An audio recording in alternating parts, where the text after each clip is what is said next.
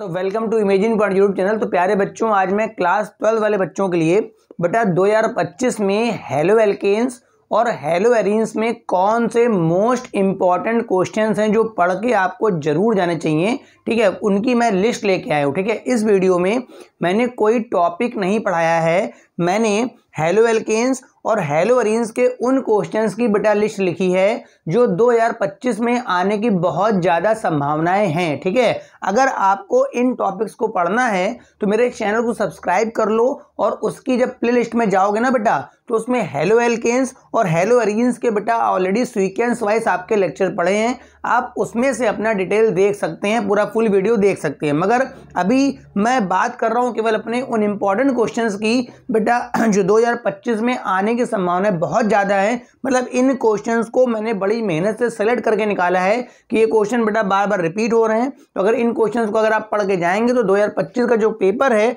उसमें इस चैप्टर से बहुत रेयर है कि आपका कुछ भी छूटे। मैं फिर से बता रहा हूं, इस वीडियो में मैं लिस्ट लेके आया हूं कि आपको क्या क्या इस चैप्टर से पढ़ लेना है।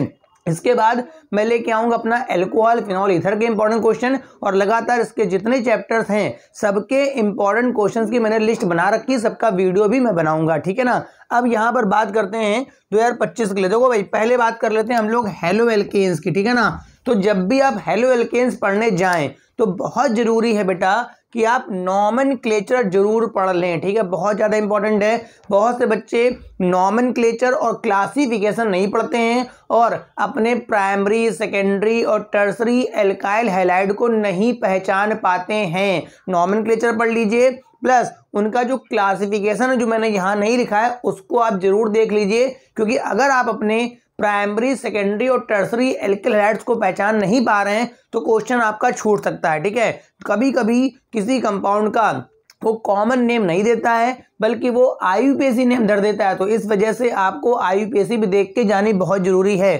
कोई वीडियो चाहिए, अगर आपको आईयूपीएसी की वीडियो चाहिए तो मेरी 11th की प्लेलिस्ट में चले जाइए, वहां आपको मिल जाएगा। ठीक है, तो पहला पॉइंट आपको जो कर लेना है बेटा, नॉमेनक्लेचर जरूर कर लेना है। दूसरा आता है हमारा कि मेथड ऑफ प्रिपरेशन सर कौन कौन से कर लें हम लोग। ठीक है ना, तो बेटा आप जब देखोगे कहीं से भी आप पढ़ोगे तो बेटा एल्कीन की रिएक्शन अगर हम लोग हैलोजन एसिड से कराते हैं, ठीक है, तो यहाँ दो प्रकार की रिएक्शनें होती हैं। एक मार्कोनिकॉफ रूल के थ्रू बनता है हमारा एल्किल हैलाइड और दूसरा बनता है एंटी मार्कोनिकॉफ रूल। तो इन दो रिएक्शनों को आप जरूर देख के जाइएगा। मतलब एल्कीन से आप कोई भी बुक उठाओगे या कोई भी मेरा वीडियो देखोगे तो उसमें आपको ये पूरा फुल मिल जाएगा। तो मैं कह रहा हूँ alkene plus hydrogen halide HX दोगे ना तो दो तरीके लगते हैं मेरे पास। अगर पेरोक्साइड होगा तो एंटी मार्कोनिकॉफ रूल के अकॉर्डिंग लगेगा HBr पे, अगर पेरोक्साइड नहीं होगा तो मार्कोनिकॉफ के अकॉर्डिंग। तो ये आप जरूर देख लीजिएगा। ठीक है, मेरा पहला पॉइंट फ्रॉम एल्कीन वाला आप जरूर पढ़ लीजिएगा। ठीक है,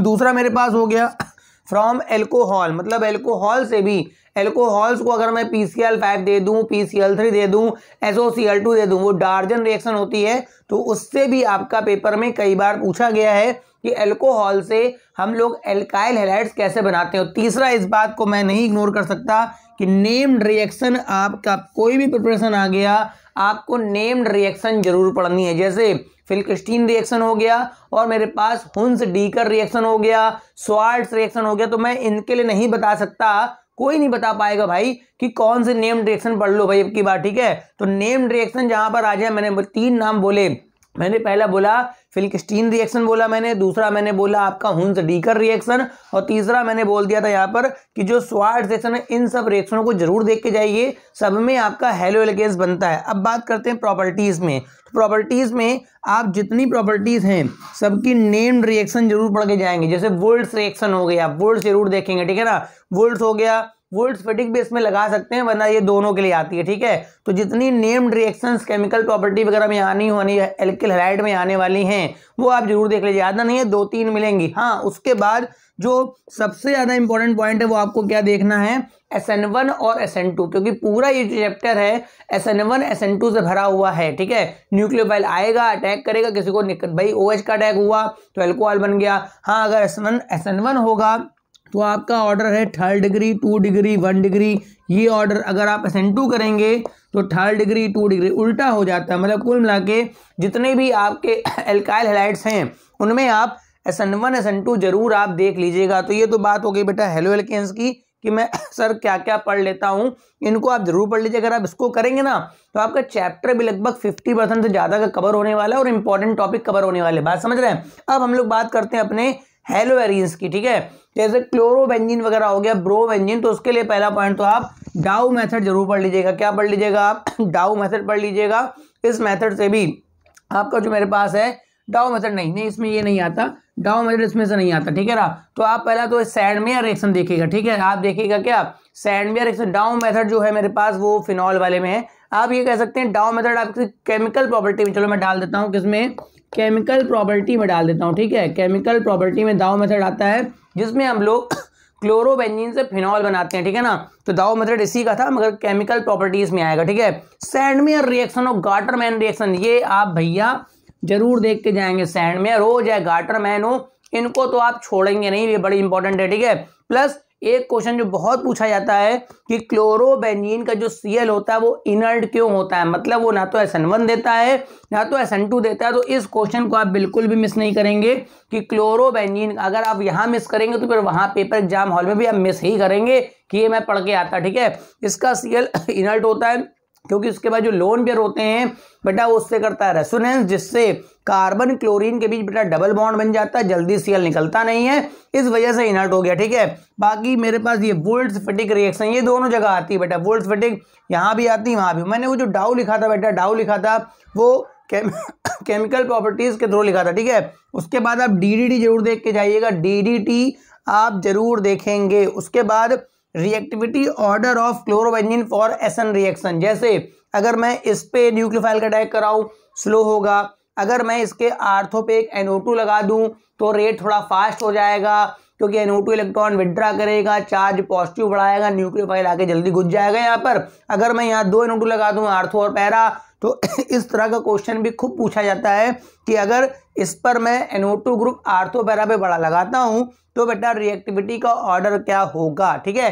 तो इतने टॉपिक्स बेटा आप जरूर कर लीजिएगा, इसके बाद आपका जो मन हो वो कर लीजिएगा। मगर इतना अगर आप पढ़ के जाएंगे तो मोस्टली आपका जो पेपर बनता है मोस्टली इन्हीं में से कहीं ना कहीं घुमा के वो पूछता रहता है। हाँ, अगर आप बात करें हेलो एल्केन्स हेलो एरिली में, तो हेलो एल्केन्स में क्लोरोफॉर्म वाले के लिए मैं कुछ रिएक्शन बताना चाहता हूँ। क्लोरोफॉर्म ये जो टॉपिक है इससे भी क्वेश्चंस काफ़ी बनते हैं। पहला पॉइंट जरूर पढ़ेंगे, क्लोरोफॉर्म का ऑक्सीडेशन जरूर पढ़ेंगे। क्या पढ़ेंगे बेटा? क्लोरोफॉर्म का ऑक्सीडेशन जरूर पढ़ेंगे। दूसरा पॉइंट, क्लोरोफॉर्म की सिल्वर पाउडर से रिएक्शन जरूर पढ़ेंगे, एसिटिलीन गैस बनती है। दूसरा पॉइंट, क्लोरोफॉर्म की सिल्वर पाउडर से रिएक्शन जरूर पढ़ेंगे, दूसरा पॉइंट। तीसरा, क्लोरोफॉर्म की कार्बिल एमीन रिएक्शन को जरूर पढ़ना है, क्लोरोफॉर्म की कार्बिल एमीन और रीमन टीबन रिएक्शन जरूर पढ़नी है। प्लस क्लोरोफॉर्म के ऑक्सीडेशन को रोकने के लिए हम क्या करते हैं, इस पॉइंट को और पढ़ लेना है। तो हम लोग बात कर लेते हैं, मेरा हेलो एल्केन्स हो गया, हेलो एरीन्स हो गया, और जो मेरे पास क्लोरोफॉर्म था इसके क्या इंपॉर्टेंट पॉइंट। क्लोरोफॉर्म को बनाने का एक मेथड है हेलोफॉर्म रिएक्शन, उसे भी आप देखिएगा। क्लोरोफॉर्म बनाने का एक बड़ा इंपॉर्टेंट मेथड है जिसका नाम है हेलोफॉर्म रिएक्शंस। अगर मैं यहाँ नहीं लिख रहा हूँ तो आप नोट डाउन करते जाइएगा कि इन टॉपिक्स को बेटा पढ़ के जाना है, क्योंकि अब इससे भी अगर मैं कम करूंगा सिलेबस तो फिर क्वेश्चन फंसने की संभावना काफी क्या हो जाएगी, कम हो जाएगी। अब मेरा ये चैप्टर, ये मेरा जो लेक्चर था इसमें मैंने बता दिया बेटा हेलो एल्केन्स हेलो एरीन में क्या पढ़ना है। अब जो नेक्स्ट लेक्चर आएगा उसमें मैं बताऊंगा क्या कि एल्कोहल, फिनॉल और ईथर में बेटा मैं क्या पढ़ के जाऊं कि मेरा लगभग पेपर वहां पर एग्जाम हॉल में हो जाए। Thank you for watching. अगर चैनल सब्सक्राइब नहीं करा है तो नोटिफिकेशन अगला पाने के लिए चैनल को सब्सक्राइब कर लो। Thank you for watching.